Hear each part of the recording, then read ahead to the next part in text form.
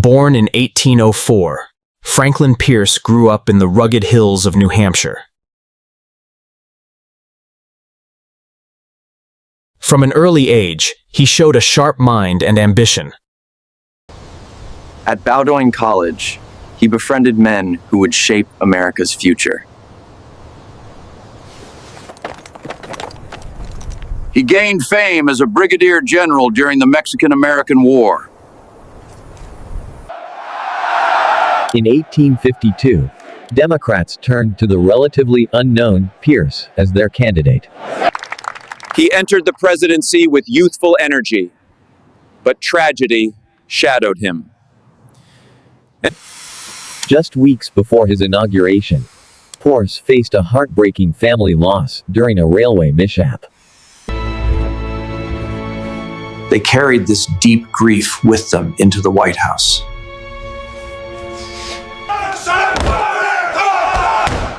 His presidency was defined by growing sectional conflict over slavery. By supporting the Kansas-Nebraska Act, he hoped to ease tensions, yet only deepened the nation's divisions. The Kansas-Nebraska Act unleashed chaos, what became known as Bleeding Kansas. Northern abolitionists denounced Pierce as a puppet of Southern interests. Violence erupted, with towns burned and lives lost.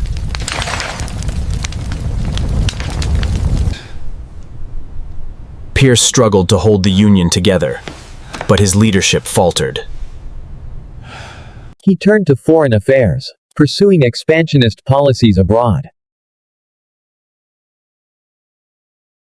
The Austin Manifesto was a confidential diplomatic memo suggesting U.S. interest in Cuba's future, a proposal that provoked wide controversy.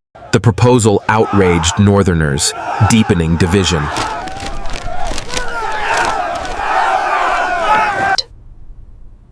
Jane carried deep personal sorrow that shadowed their years in the White House.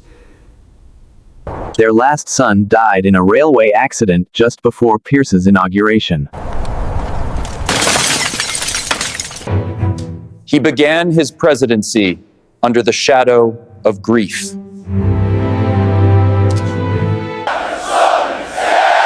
Public outrage over Kansas and Cuba left Pierce deeply unpopular. Once full of promise, his presidency slipped into isolation. The country itself was fracturing, and Pierce could not mend it. Cartoonists mocked him as weak and indecisive. His own party abandoned him, seeking stronger leadership.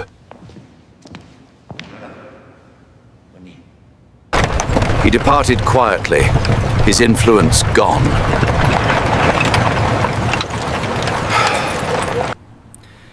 In retirement, he defended his record, but few cared to listen.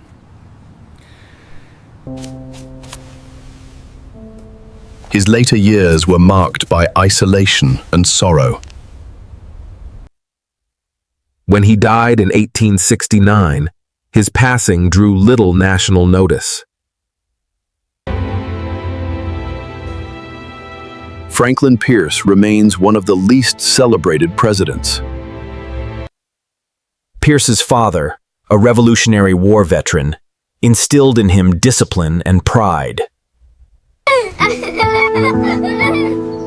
Though often shy in studies, he was loved for his charm and warmth. At Bowdoin College, he studied alongside future leaders like Hawthorne and Longfellow. He pursued the law, determined to rise in public life.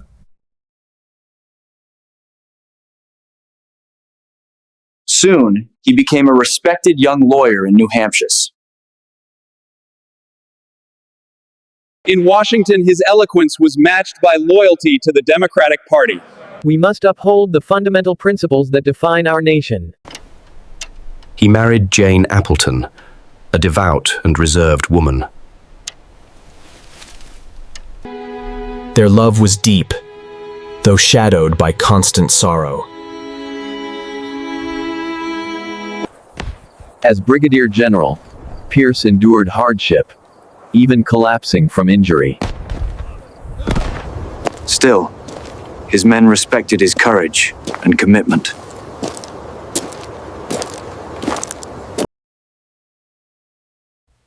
By 1852, Pierce was little known outside New England.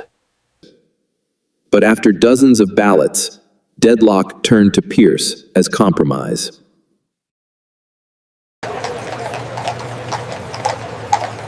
The nation was stunned. Franklin Pierce was the Democratic candidate. He let others speak for him, avoiding controversy. The election of 1852 brought Pierce a landslide victory. Yet tragedy weighed heavily, his family shattered by loss. He entered office as America's 14th president, full of promise. He favored compromise to appease Southern interests. Expansion westward defined his era, but it carried conflict. By signing the Kansas-Nebraska legislation, Pierce made a political decision whose consequences would deepen divisions across the nation. The Kansas-Nebraska Act ignited violence. Bleeding Kansas tore the nation apart. He struggled, torn between enforcing law and preserving unity. Opponents denounced him as a doughface, a northern man with southern sympathies. His cabinet was strong, yet his leadership often faltered.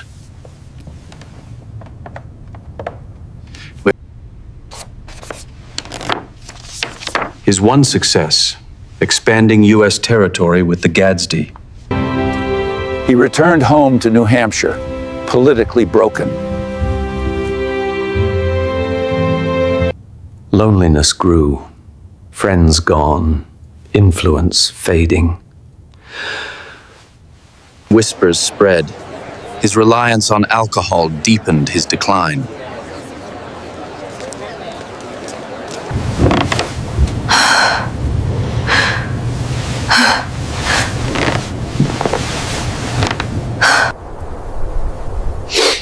When Jane died in 1863, Pierce was devastated. During the war, he opposed Lincoln's strong measures, earning criticism. Yet, many old comrades still respected him as a soldier.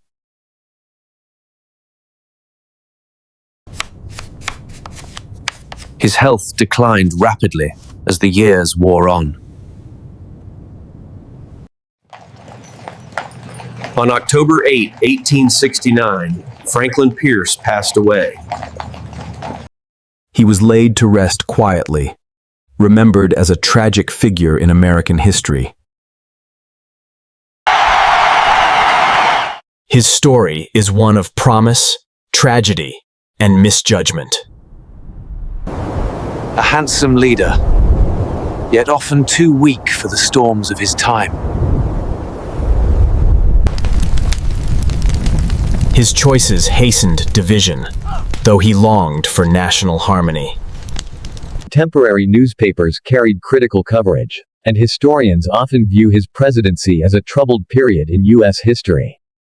Yet, Franklin Pierce remains a reminder of the fragile balance between ambition, grief, and history. If you liked this, don't forget to like, share, and subscribe so we can keep bringing you more great stories.